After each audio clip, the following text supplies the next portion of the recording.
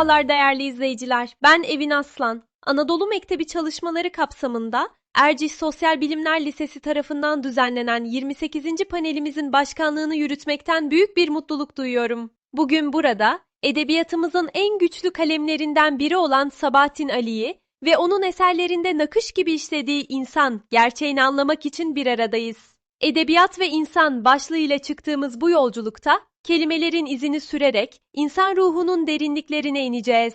Sabahattin Ali, şiirde hüznü, umutta direnişi, esarette yalnızlığı, modernleşmede sancıyı, aşkta ve ayrılıkta ise insanın en sessiz çığlığını yazdı.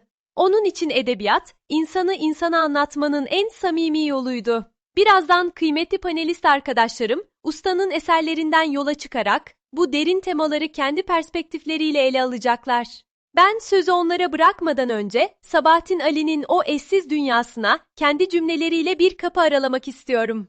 Şiir onun için sadece bir tür değil, dağların dili ve rüzgarın fısıltısıydı. Dağlar ve Rüzgar kitabında bizlere "Başım dağ, saçlarım kardır, deli rüzgarlarım vardır" diye seslenirken aslında ruhundaki fırtınaları anlatıyordu. Şimdi sözü bu dizelerdeki hüznü ve isyanı ele alması için Beyza Arlı'ya bırakıyorum.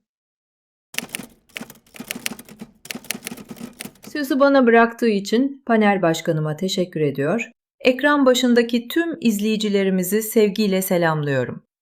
Bugün sizlere kaleme aldığı şiirleriyle duygularımıza tercüman olan büyük yazar ve şair Sabahattin Ali'den bahsedeceğim. Onun şiirlerinde aşk, ölüm, özgürlük ve hayatın anlamı gibi evrensel temalar eşsiz bir duyarlılıkla işlenir. O sadece kaleminin gücüyle gönüllere taht kuran bir sanatçı değil, aynı zamanda yaşadığı dönemin toplumsal ve siyasi baskılarına boyun eğmeden, düşüncelerini cesurca haykıran bir aydındır. Sabahattin Ali'nin şiirleri dendiğinde birçoğumuzun aklına ilk olarak Aldırma Gönül gelir. Hapishane günlerinde yazılan ve görmesen bile denizi, yukarıya çevir gözü, deniz gibidir gökyüzü, aldırma gönül, aldırma. Dizeleriyle akıllara kazınan bu eser, karanlığın en koyu anında bile umudu kaybetmemenin ve hayata direnmenin manifestosudur. O, maruz kaldığı tüm zorluklara rağmen içindeki yaşama sevincini diri tutmayı başarmış, bu dizelerle bugün bile zor zamanlardan geçen hepimiz için tükenmez bir teselli kaynağı olmuştur. Şairin aşkı ve sevgiyi en duru haliyle anlattığı eserlerinden biri ise Çocuklar Gibi şiiridir. Başını göğsüme sakla sevgilim, güzel saçlarında dolaşsın elim. Bir gün ağlayalım, bir gün gülelim, sevişen yaramaz çocuklar gibi. Derken sevdayı çocuk saflığında ve tüm içtenliğiyle yaşayan bir adamın sesi yankılanır. Sabahattin Ali, aşkı sadece romantik bir his olarak görmez. Onu insan ruhunu besleyen, hayatı anlamlı ve katlanılır kılan en temel duygu olarak ele alır. Hayata ve insana dair gözlemlerinde ise zaman zaman yorgun ve hayattan şikayet eden bir ruh hali göze çarpar. Delice Yaşıyorum adlı şiirinde yer alan "Ne gaye taşıyorum, ne bir dağ aşıyorum, delice yaşıyorum, ne ihtiras, ne ümit" dizeleri, amaçsız ve kaygısız bir yaşamın içsel huzursuzluğunu anlatır. Belki de bu sitemkar kayıtsızlık, üst üste yaşanan hayal kırıklıklarının ruhunda açtığı yaraların bir sonucudur. Tıpkı hayat gibi ölümü de içsel bir kabullenişle karşılar. Elbet ihtiyarlayıp toprağa döneceğiz. Biz bir günde parlayıp bir günde söneceğiz diyerek ölüm karşısındaki çaresizliğimizi ve insanın faniliğini o eşsiz sadeliğiyle yüzümüze vurur. Sabahattin Ali'nin şiirlerinde doğa da vazgeçilmez bir sığınaktır. Doğayı hem bir yuva hem de güçlü bir metafor olarak kullandığı Leylim Ley şiirinde aşkın coşkusunu ve yakıcılığını aynı anda hissettirir.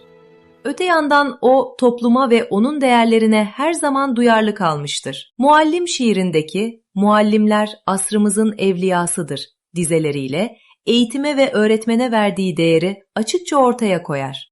Ben Beyza Arlı.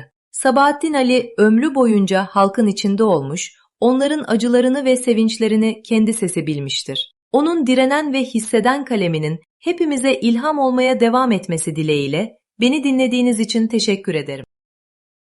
Umut, en karanlık anlarda bile Sabahattin Ali'nin satırlarında cılız ama sönmeyen bir ışık gibi parlar. O hayata olan tutkusunu, perişan bir haldeyim fakat içimde kendimden bile sakladığım bir umut var diyerek fısıldar bizlere.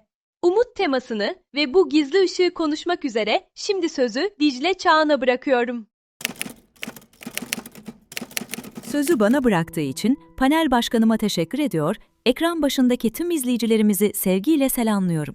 Bugün sizlere Sabahattin Ali'nin eserlerinde umut kavramının nasıl ele alındığını anlatacağım. Umut, insana bir şeylerin iyi olacağına dair güç veren, bazen bir kişiye, bazen bir olaya, bazen de tamamen bilinmez bir geleceğe karşı beslenen o derin duygudur. Sabahattin Ali, kitaplarında çoğu zaman varlığını bile bilmediğimiz bu umudu yaşatır. Onun eserlerinin bu denli etkileyici olmasının en büyük nedeni, umudu bazen birkaç kelimeye, bazen de hikayenin bütününe ilmek ilmek işleyerek okuyucuya derinden hissettirmesidir. Örneğin, Kürk Mantolu Madonna'da Raif Efendi hayata karşı yenilmiş gibi görünse de içinde hala direnen bir umut barındırır. Ben de yaşayacağım. Ama nasıl yaşayacağım? Bu da sonraki hayatımda inanılmaz bir işkence olacak. Ama ben dayanacağım, şimdiye kadar olduğu gibi, der. Burada Raif Efendi nasıl yaşayacağını bilmese de hayata tutunmaktan vazgeçmeyerek umudunu yitirmediğini gösterir. İçimizdeki Şeytan romanındaysa umudun kaybolmasının insanda yaratacağı o büyük tahribatı şu çarpıcı cümleyle açıklar. Unutmayın ki dünyada en korkunç şey ümitlerini kaybetmektir. Gerçekten de umudun yitirilmesi insanın kendini sonsuz bir çaresizlik ve boşluk içinde bulmasına neden olur. Ancak Sabahattin Ali umudu yalnızca mutlak bir iyimserlik olarak değil, hayata tutunmaya çalışan bir ruh hali, bir anlam arayışı olarak da ele alır. Değirmen adlı eserinde, şu dünyayı adam akıllı görmeden, dünyanın ne olduğunu adam akıllı anlamadan buradan gidecek olduktan sonra, ne diye buraya geldik sanki? Yaşadığımızın farkına varmayacak olduktan sonra, ne diye yaşıyoruz? Diyerek, yaşamı kavramadan gitmenin anlamsızlığına dikkat çeker. Bu anlam arayışının kendisi de aslında umudun ta kendisidir. Umutsuzluk, insana başka bir yol olmadığını düşündürürken, yazarın eserleri bize her zaman başka bir ihtimalin var olduğunu fısıldar. Umudu zihinsel bir dayanak olarak tanımlar ve bir olay ya olur ya da olmaz. İşte bizim olacağını düşündüğümüz şey aslında umuttur, diyerek onun yaşamak için en güçlü silahımız olduğunu vurgular. Sabahattin Ali'nin de zaman zaman karanlığa düştüğünü kendi itiraflarından biliyoruz. Herkese umuttan bahsediyorum, içimde zerre kadar umut kalmamışken, diyerek o derin çaresizliğini dile getirir. Fakat hemen ardından içindeki o yenilmez hissi fark eder. Perişan bir haldeyim. Fakat içimde kendimden bile sakladığım bir ümit var. Sırça Köşk'te dediği gibi kendi içimizde bilmediğimiz o kadar çok şey vardır ki, belki hayattan ağır darbeler alsak da içimizin bir köşesinde tekrar alevlenmeyi bekleyen bir kıvılcım hep gizlidir. Ancak umut da sonsuza dek beklemez.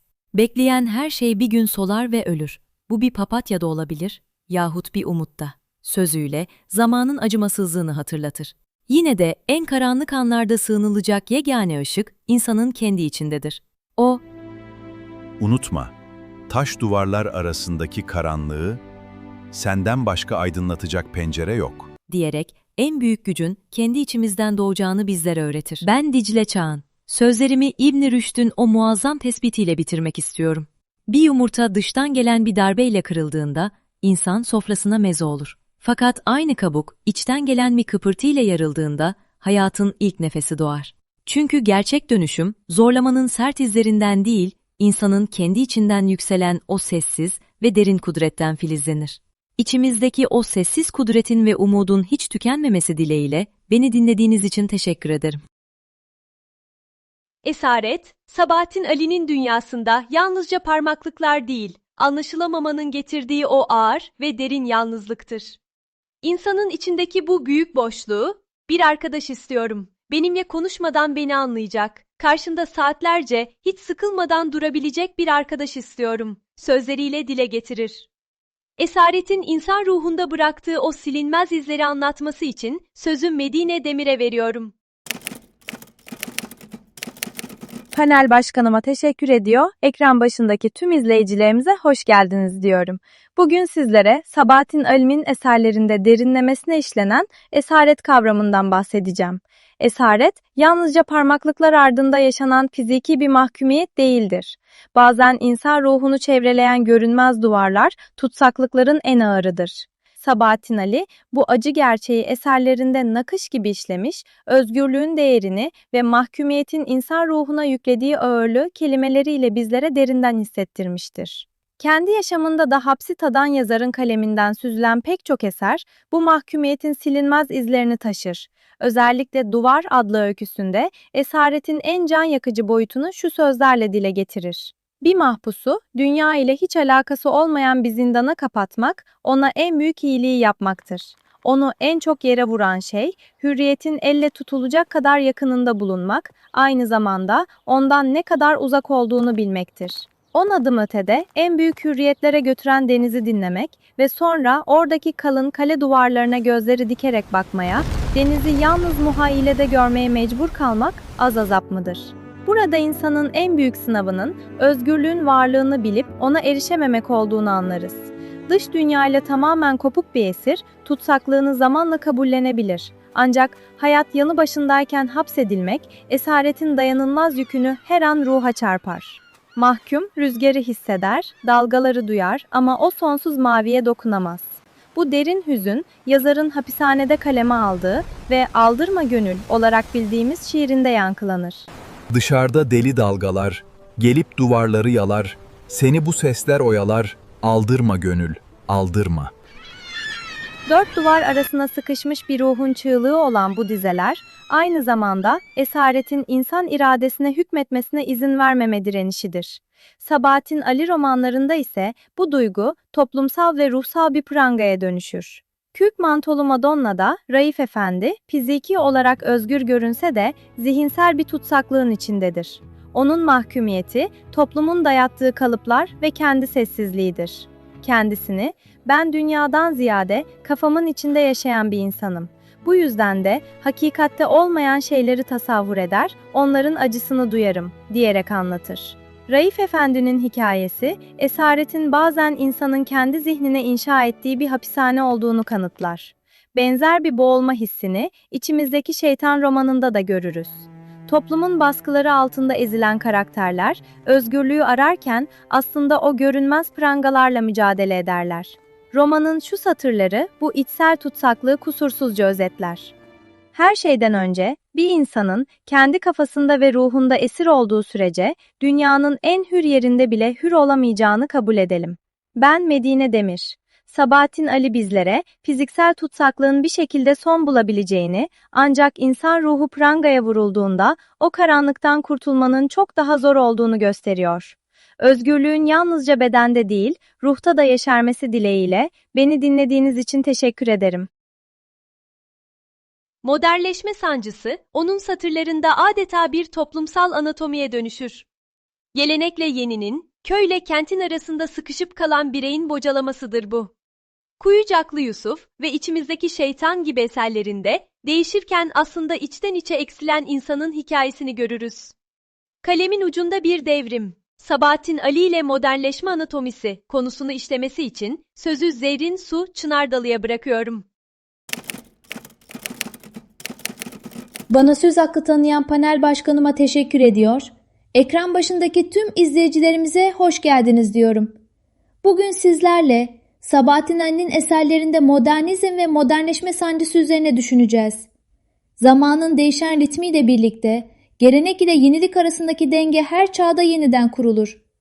Bu dengenin en güçlü dayanaklarından biri olan modernleşme, bireyin toplumla beraber sırtını dayadığı bir duvar, milletin yürüdüğü yolda ona uzatılan bir eldir. Hele ki bu kavram Sabahattin Ali gibi ufta bir kalemin elinde yoğrulmuşsa, geçmişle gelecek adeta iç içe geçerek yeni bir bütün oluşturur. Onun satırlarında modern insan ve toplum sadece dünyanın değişim aynası olarak kalmaz. Aynı zamanda yaşamın devamlılığında yenilenmenin bizi güzelleştireceğini fısıldayan bir köprüye dönüşür. Ve Ali'nin kalemi, iki yakayı birleştirmeyi en iyi başaran köprülerden biridir. Kürk Mantolu Madonna adlı eserinde yazar, kaybedilen en kıymetli eşyanın, hatta en sevilen kimsenin bile anısı zamanla unutuluyor. Yalnız kaçırılan fırsatlar asla akıldan çıkmıyor der. Karşımıza çıkan fırsatların bizi değişim kapısından geçirdiğini, ancak bu kapıdan geçtikten sonra kimi zaman derin bir geç kalmışlık ve pişmanlık hissettiğimizi anlatır. Modernleşme, bireyin önüne binlerce yol sunar. Fakat o yola girecek cesareti her zaman veremez. Tıpkı romanın ana karakteri Raif Efendi'nin kaçırdığı fırsatlar yüzünden hem aşkını hem de cesaretini yitirmesi gibi. Sırça Köşk'te ise adaletsizliğin ince camlarını kırarcasına satırlarına bir tokat indirir. Sırça Köşk'tekiler arttıkça halkta onları doyuracak takat kalmamış. Halk başına kendi sardığı bu beladan kurtulmaya kalkmazmış. Bu çarpıcı ifadeler modernleşmenin yalnızca teknolojik veya kültürel bir dönüşüm değil, aynı zamanda sessizliğin içinden yükselen toplumsal bir çığlık olduğunu gösterir. Bir yanda etrafındakileri ezerek yükselenler, diğer yanda çaresizliğin pençesinde kıvrananlar vardır. Sabahattin Ali bu çaplığı gizlemez. Aksine tam içine ışık tutar. Onun kahramanları önce kendilerini değiştirmeye, sonra dünyaya ayak uydurmaya çalışırlar. Ve bu hiç de kolay değildir. Çünkü modernleşme bir serüven olduğu kadar şiddetli bir savruluştur da. İçimizdeki şeytan da bizi istemediklerimizi yapmaya çeken bir kuvvet var. Bunu nasıl birleştirmeli bilmiyorum diyerek bu sürecin çoğu zaman bir çıkış değil, derin bir iç hesaplaşma olduğunu hissettirir. Bizi kim olduğumuza ve neye dönüştüğümüze dair sarsıcı bir sorgulamaya sürükler. Kuyucaklı Yusuf ise modernleşmenin acı resmini Yusuf'un öfkesinde, adalet arayışında ve gelenekle yeni düzen arasında sıkışıp kalmış ruhunda çizer. İnsanlar birbirine bu kadar mı yabancıydı, bu kadar mı acımasızdılar derken Yusuf'un feryadı üzerinden duyarsızlaşan dünyaya bir ağıt yakar. Sabahattin Ali romanlarında Raif Efendi'nin suskunluğunu, Yusuf'un dinmeyen adalet tutkusunu, içimizdeki şeytanın nefsimize esir alışını ve Sırça Köşk'teki hatalarımızı anlatırken aslında hep çağın ağırlığını omuzlarında taşıyan insanı resmeder. Bizde modernleşme denince akla genellikle Avrupa'yı salonlarda boy gösteren, ambalajı parlak ama derinliği sorgulanmayan şekilsel bir batılılaşma gelir. İşte tam burada Cemil Meriç'in ışık doğudan gelir ama batıda parlar tespiti devreye girer. Sabahattin Ali o parıltılı salonların içinden insanın en kuytu köşesine dalarak asıl ışığın insanın kendi içinde olduğunu gösterir. O içsel ışık sönerse en parlak çağ bile kararır. Ben Zerrin Su Çınardalı. Modern çağın sunduğu imkanları ve tekniği kendi iç aydınlığımızla harmanlayıp parlatabilmemiz dileğiyle beni dinlediğiniz için teşekkür ederim. Aşk ve ayrılık, Sabahattin Ali'de büyük bir boşluktur. Kavuşmanın sevinci değil, yokluğun müthiş ağırlığıdır. Varlığı büyük boşlukları dolduracak mahiyette değildi. Fakat yokluğu müthişti derken, o onarılmaz kırgınlığı tarif eder. Ayrılığı ise, var zannedilen şeyler bir anda yok oluverir diyerek en keskin haliyle anlatır. Aşkın ve ayrılığın insan ruhundaki bu hüzünlü yansımalarını konuşmak üzere sözü Nur Sena Çetinkaya'ya veriyorum. Bana söz hakkı tanıyan panel başkanıma teşekkür ediyor, ekran başındaki tüm izleyicilerimizi sevgiyle selamlıyorum. Bugün sizlere Sabahattin Ali'nin eserlerinde derin izler bırakan aşk ve ayrılık teması üzerine kendi düşsel yolculuğumu ve çıkarımlarımı sunacağım. Zaten bir aşk yazarı olarak bilinen Sabahattin Ali'nin en çok öne çıkan bu temasını neden tekrar ele aldığımı merak edebilirsiniz. Asıl sebebim onun satırlarının bende uyandırdığı yepyeni düşünce ve çağrışımları sizlerle paylaşmak istememdir. Ne de olsa insanlar farklı konularda aynı şeyleri söyledikleri için değil, aynı konuyu farklı yorumlayabildikleri için birbirlerinden ayrılırlar. Ortada duran bir hakikate kendi irademizle ve yepyeni bir bakış açısıyla yaklaşabilmek edebiyatın en büyük gücüdür. Ben de usta yazarın kitaplarında çokça göz önünde olan bu temaya kendi penceremden bakmak istedim. Sabahattin Ali'nin eserlerini incelerken dikkatimi çeken en önemli detaylardan biri, aşktan bahsederken kullandığı betimlemelerin yoğunluğuydu. Kitaplarının büyük bir kısmını kapsayan aşk, son derece ayrıntılı bir biçimde işlenirken, ayrılığa sadece kısa bölümlerde adeta bir nefeslik yer verilmişti. Örneğin Değirmen adlı öyküsünde aşkı anlatırken sayfalara sığmayan o yoğun betimlemeler ayrılık anında tamamen susar. Bunun sebebinin aşkın doya doya yaşanılabilecek kadar sonsuz bir duygu olmasına karşın ayrılığın kısa, keskin ve uzatılamayan bir bitiş olarak tasvir edilmesi olduğunu düşünüyorum. Kürk Mantolu Madonna romanında ise aşkın ruhu sarsan, o kişiyi diğer herkesten ayırıp bize farklı hissettiren derin bir uyanış olduğundan bahsedilir. Bu öyle bir bağlılıktır ki şair, Benim Aşkım şiirinde bu durumu şu dizelerle ölümsüzleştirir. Daha pek doyamamışken yaşamanın tadına, gönül bağlanmaz oldu ne kıza ne kadına. Gönlüm yüz ister yalnız senin katına, senden başka her şeyi bir mangıra satıyor. Bu dizelerden çıkarılabilecek en güzel düşünce, aşkın ayrılıkta dahi terk edilmeyen yüce bir sadakat olduğudur. Aşk, bir günde bitebilecek bir sevgi değildir. Bu yüzden ayrılık, aşkın kederli kardeşidir. İnsanın sevgisi asıl uzakken ortaya çıktığı gibi, birine duyulan gerçek aşk da tam ayrılırken kendini en saf haliyle belli eder. Fakat aşk, yalnızca iki insan arasında yaşanan bir duygu değişiminden ibaret değildir. Bir insan doğaya, bir tabloya ya da renklere de tutkuyla bağlanamaz mı? Yazarın Bir Delikanlının Hikayesi adlı metninde bu büyük aşk kitaplara karşı duyulur. Kitaplar içlerindeki o büyülü kelimelerle insanı kendilerine aşık ederler. Çünkü bir kelimenin içinde binden fazla anlam gizlidir. Önemli olan ona farklı bir bakış açısıyla yaklaşabilmektir. Kaldı ki farklı düşünceler üretmek için illa farklı insanlara da gerek yoktur. Zamanla değişen düşüncelerimiz, çocukluğumuzla şimdiki aklımız arasındaki uçurumlar bunun en büyük kanıtıdır. Aslında aynı insanın içinde milyonlarca farklı kişi yatar ve tek bir bedeni oluşturur. Tıpkı Sabahattin Ali'nin her kitabında, her satırında farklı bir karakterin kontrolü ele alması ve bize içimizdeki o kalabalığı hatırlatması gibi. Ben Nursena Çetinkaya. İçimizdeki o kalabalık, düşüncelerin ve sevginin hiç tükenmemesi dileğiyle beni dinlediğiniz için teşekkür ederim. Kıymetli izleyiciler, Sabahattin Ali'yi okumak aslında kendi içimize ayna tutmaktır. Bugün onun cümleleri eşliğinde birbirimizi ve kendimizi biraz daha yakından tanıma fırsatı bulduk. Gelenekten geleceğe uzanan bu kelime köprüsünde bir kez daha hatırladık ki, okumak düşünmektir, düşünmekse özgürleşmektir. Panelimizin hepinize ilham vermiş olması dileğiyle, vaktinizi ayırdığınız için teşekkür ediyor ve sizleri saygıyla selamlıyorum. Hoşça kalın.